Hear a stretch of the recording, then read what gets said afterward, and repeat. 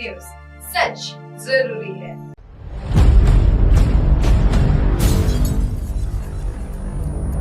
कोई बात नहीं बचेगी अधूरी, हर मुद्दे पर होगी सीधी बात। दर्शकों नमस्कार, सीधी बात में आपका स्वागत है। आज मैंने जो मुद्दा लिया हुआ है वह जनता का मुद्दा है और जनता के मुद्दे में जमीनी तौर पर हम उन मुद्दों को लेकर आपके साथ रूबरू होते हैं। आज सीधी बात में देश की जो मोदी सरकार है उसके 11 वर्ष पूर्ण हो चुके हैं और 11 वर्ष में लगभग हमारे जहन में 11 सवाल बन चुके हैं और वो सवालों का सामना आज मोदी सरकार को करना है।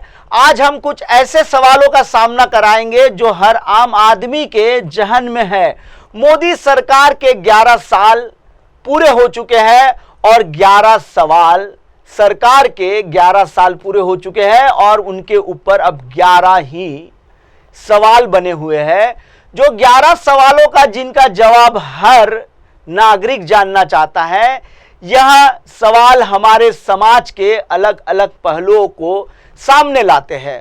उम्मीद है कि इन सवालों के जवाब हमें एक बेहतर भविष्य की ओर ले जाने वाले हैं। मोदी सरकार के 11 साल, अब 11 सवाल पूछने का समय आ गया है। दर्शकों आपको बता दूं कि इस वक्त मेरे साथ मौजूद है हमारी चैनल की सहयोगी संपादिका चांदनी पाठक और वो महिला संपादक है और मैं जानना चाहूंगा, दर्शकों को वो बताने का प्रयास करेगी कि किस प्रकार से मेरे 11 सवालों पर उनकी क्या राय है। सबसे पहले आप सबको नमस्कार और मैं MNS न्यूज़ के CEO निशांत भाई सर को मैं इस बात के लिए बहुत धन्यवाद देना चाहती हूँ कि मुझे अपने विचार रखने के लिए आपने यहाँ पर बुलाया और बैठाया और अपने विचार मैं रखना चाहूँगी बहुत अच्छे से। जो सवाल आप करते हैं जो या आप नया कुछ लाते हैं और देखना चाहेंगे कि आज हम इस पर कितनी बहस हमारे बीच में कहाँ तक पहुँचती है। तो आपके सवाल में जानना चाहूँगी और उसके ऊपर मैं अपने विचार जानना चाहूँगी, बताओ। तो दर्शकों आपको बता दूं कि बहुत अच्छा ये है और आज हमारा जो सवाल है मोदी सरकार पर, स्वच्छ भारत अभियान क्या वाकई में देश को स्वच्छ भारत कर चुका है? इस योजना पर 62,000 करोड़ रुपए खर्च किए गए, लेकिन देश को इससे क्या हासिल हुआ? क्या भारत वास्तव में स्वच्छ बन पाया? तो इस पर मैं आपकी राय जानना चाहूंगा। मेरे हिसाब से निशान जी क्या है कि जो 70% काम तो दिखता है, काम जितना होता नहीं है उसका प्रोपोगंडा ज़्यादा बनाया जाता है। बीजेपी सरकार हमेशा से यही काम करती आई है। अभी बीजेपी सरकार का ऐसा था कि 11 साल उनके काम का उन्होंने एक ब्यौरा बनाया और उसकी बाकायदा एक अच्छी खासी मोटी किताब छापी गई है और वो प्रेस कॉन्फ्रेंस के जरिए वो किताबें बांटी गई है। तो अब सबसे पहले तो मैं यही सवाल करूंगी कि जो किताब बांटी है 10 साल के जो उन्होंने कार्य किए वो उन्होंने वहाँ पर उस किताब में छपाया है। तो अब उस किताब को छपाने के लिए कितने करोड़ों लाखों रुपए खर्च हुए, यहीं से शुरुआत होती है कि इनके जो जितनी भी इनके योजनाएं रहती है, जो भी योजनाएं आती है उसका सही जगह पर और सही तरीके से इस्तेमाल होता है या नहीं होता है। ये जहाँ तक है मतलब 100% हम नहीं बोल सकते कि होता है पूरा कार्य। अब दर्शकों दूसरा सवाल है हमारा कि देश को 100 स्मार्ट सिटी बनाने का सपना दिखाया गया था। 100 स्मार्ट सिटी बनाने का सपना दिखाया गया था, लेकिन वो स्मार्ट सिटियां कहां गई? आज भी बुनियादी सुविधा के लिए हमारे देश का हर एक नागरिक संघर्ष कर रहा है। इस पर क्या कहना है आपका? देखिए, जैसे स्मार्ट सिटी 2015 से शुरू की गई थी, मगर इसकी रफ्तार देखी जाए तो स्मार्ट सिटी की रफ्तार एक थोड़ी सी धीमी हो गई और इसका डेडलाइन जहां तक हमने देखा कि इसकी डेडलाइन जून 2024 था और जिसमें स्मार्ट सिटी फेल है। और इसका उदाहरण सबसे अच्छा हमारा नागपुर शहर है। नागपुर शहर में हम जब भी देखते हैं थोड़े 2 दिन अगर बारिश होती है तो स्मार्ट सिटी की पूरी पोल खुल जाती है। हर जगह पानी का रास्ते के निकासी का रास्ता और हर जगह पूरे रोडों पर, हर रास्तों पर जल जमाव की स्थिति हो जाती है और यातायात बाधित हो जाता है। तो ये स्मार्ट सिटी सिर्फ या दिखावा है, प्रोपोगंडा है, या फिर रियल में होता है, ये हम अभी पूरे तरीके से नहीं की, क्योंकि कुछ क्षेत्रों में काम किए हैं, इंफ्रास्ट्रक्चर में काम हुआ है, लेकिन स्मार्ट सिटी का जो प्लानिंग बनाना था, ड्रेनेज सिस्टम बनाना था, बहुत सारी कुछ बारीकी चीज़ें होती है जो उस पर ध्यान नहीं दिया गया और उसको ज़्यादा प्रचार प्रसार में ज़्यादा ध्यान दिया गया। सवाल अब हमारा जनता का जो सवाल है वो तीसरे नंबर पर मैंने सवाल रखा है। हर साल 2 करोड़ युवाओं को रोजगार देने का वादा किया गया था, कितने युवाओं को नौकरियां मिली? फिर आजादी के बाद का सबसे बड़ा बेरोजगारी का संकट आखिर अब देश में क्यों बना है, इस पर मैं जानूंगा आपकी राय। 2025 में देखें तो बेरोजगारी की जो आंकड़ा है काफ़ी बढ़ता ही जा रहा है, हर साल ही बढ़ रहा है बेरोजगारी का आंकड़ा। और नौकरियां, सरकारी नौकरियां तो एक तरह से ख़त्म सी हो गई हैं। और जो मिडिल क्लास होते हैं, लो क्लास होते हैं, वो मजदूर वाले, उनका एक अलग तबका है, एक मिडिल क्लास का अलग तबका है और हाई क्लास का एक अलग तबका है। लेकिन एक मिडिल क्लास होता है जो नौकरी काम करके कॉम्पिटिटिव एग्ज़ाम की तैयारी करके और तब वो अब नौकरी पाना चाहते हैं, तो उसमें भी नौकरियां काफ़ी कम हो गई हैं। लेकिन बेरोजगारी में कुछ भी, मेरे ख्याल से 20% भी ढंग से कोई कार्य नहीं हुआ। दर्शकों, सवाल नंबर 4 जो है, नमामि गंगे अभियान का क्या हुआ? आखिर गंगा को साफ करने के नाम पर हजारों करोड़ रुपए खर्च किए गए, लेकिन गंगा को असल में क्या साफ किया गया है? यहां हमारे देश के हर नागरिक को जानना और नागरिक का सवाल है मोदी सरकार से। इस पर आपकी क्या राय है नमामि गंगे पर?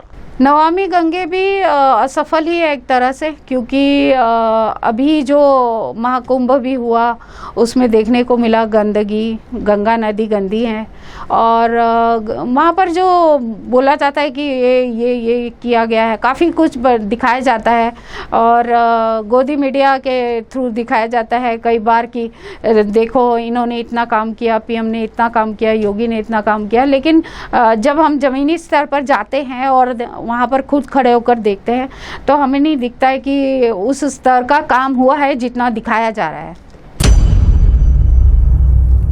इस देश में मोदी सरकार जब पहली बार आई थी तब उन्होंने हवाई चप्पल पहनने वाला भी होगा, हवाई जहाज में बैठेगा, यह वादा मोदी सरकार ने तब किया हुआ था। अब तो हालात यह है कि लोग ट्रेन में भी नहीं बैठ पा रहे हैं, इतना महंगा हो गया है ट्रेन का किराया कि वह अब हवाई जहाज जैसा लगने लगा है लोगों को सफर। अब इस पर क्या राय है आपकी? एक मिडिल क्लास में बोलूं तो वो तो सोच ही नहीं सकता है, क्योंकि किराया बढ़ा दिया गया है। अब जो मतलब एक तरह से जो बोला गया था कि हवाई चप्पल पहनने वाला भी हवाई जहाज में घूमेगा, ये एक फेक ही है, एक तरह से ये फेक साबित हुआ है। दर्शकों, सवाल नंबर जनता का, किसानों की आय दोगुनी करने का वादा किया गया था और क्या किसानों की आय दोगुनी हुई है? अगर इन आय अगर दोगुनी होती तो अगर ये जो आज जो बात हो रही है इस पर हमारी सबसे बड़ी समस्या यह है कि किसान आत्महत्या आखिर क्यों कर रहे हैं जब उनकी आय दोगुनी हो चुकी है। इस पर मैं आपकी राय जानना चाहूंगा। इसमें भी बड़े घोटाले हैं। एक्चुअली किसान योजनाएं तो बहुत सारी लागू की गई है, लेकिन वो किसान तक प्रॉपर पूरे तरीके से पहुंच भी नहीं पाती है। कई बार जो कर्ज लेते हैं और उसमें भी कई बीज का जो इनको प्रोवाइड करना होता है, वो सब कुछ हर चीज़ भी इसमें घोटाले होते ही आ रहे हैं और इसमें बड़े लेवल पे घोटाले होते हैं जिसको ढक दिया जाता है और दिखाया जाता है कि हमने किसानों के लिए बहुत कार्य किए हैं। सबसे बड़ी बात 7वें नंबर का जो सवाल है वो मोदी सरकार ने कहा था सबका साथ सबका विकास कहां गया? तो फिर आज हर वर्ग का इंसान क्यों तबाह हो रहा है, इस पर मैं आपकी राय जानना चाहूंगा। सबका साथ सबका विकास की बात नहीं है, एक तरह से ये सिर्फ बोलने की बात है। सबका साथ होता तो अपोजिट पार्टी भी इनके साथ होती, और क्योंकि ये अपने ही खुद डिसाइड करते हैं, खुद ही निर्णय लेते हैं और खुद ही सरकार है, तो सब कुछ अपना क्या कहते हैं कि सैया भय कोतवाल तो डर काहे का वो वाला बात हो गया है। अब बीजेपी सरकार ऐसी है कि किसी का सुनती भी नहीं है और वो अपने ही इसमें चलती है। सवाल अब भी महिला है, लेकिन मैंने ये महिलाओं का सवाल जानबूझकर इस मोदी सरकार के 8वें नंबर पर लिया हुआ है। महिलाओं की सुरक्षा का वादा किया गया था, तो फिर आज महिलाएं घर से बाहर निकलने में डर क्यों रही हैं, इस पर मैं आपकी राय जानना चाहूंगा। देखिए, ये तो पूरे देश में अलग अलग स्टेट में अलग अलग आंकड़े देखने को मिलेंगे। महिला सुरक्षा को लेकर कुछ कार्य हुए हैं, लेकिन मतलब उसको नहीं कहा जा सकता कि 100% सिक्योर है। अभी भी महिलाओं के अभी जो आंकड़े देखे गए रेप केसेस के और महिलाओं को लेकर प्रताड़ना, ये सब के केसेस दिन पे दिन बढ़ते ही जा रहे हैं। उसका आंकड़े कभी कम हुए ही नहीं है, तो फिर कहाँ से कंट्रोल हुआ? सवाल देश का हर एक वो आदमी जानना चाहता था। आज हमने 9 नंबर पर जो सवाल लिया है, मैंने भूखमरी खत्म करने का वादा मोदी सरकार ने किया हुआ था, तो फिर आज भी 20 करोड़ लोग भूखे पेट क्यों सोने को मजबूर है, इस पर मैं जानूंगा आपकी राय। ये तो अभी भी फुटपाथ पर हम देखते हैं कि लाखों लोग पड़े हुए हैं, अभी भी भूखे सो रहे हैं, कई मजदूरी कर रहे हैं, मजदूरों के पास घर भी नहीं है। और ये भी एक कह सकते हैं मिथ बनाई गई कि हम ये काम करेंगे और हम इनके लिए करेंगे, लेकिन जो जमीनी स्तर पे कुछ भी हुआ नहीं है इस मामले में। सवाल जनता का है, हर गरीब को घर देने की बात कही गई थी, तो फिर लाखों घरों को बुलडोजर क्यों चलाया गया? जिसके पास थोड़ी सी छत थी वह भी छीन ली गई इस सरकार ने, क्योंकि मोदी सरकार जब आई थी तब उन्होंने कहा था कि हर किसी को मिलेगा अपना मकान। वो आज फिसड़ी साबित हो रहा है, इस पर मैं आपकी राय जानूंगा। प्रधानमंत्री आवास योजना एक लाई तो गई, लेकिन इसमें कई जो इनके ही अपने मंत्री होते हैं, आधे तो इन्होंने अपने खुद प्रॉपर्टी बनाई है आवास योजना के जरिए, और जिन गरीबों तक पहुंचना चाहिए वो घर उनको वहां तक मिला नहीं है।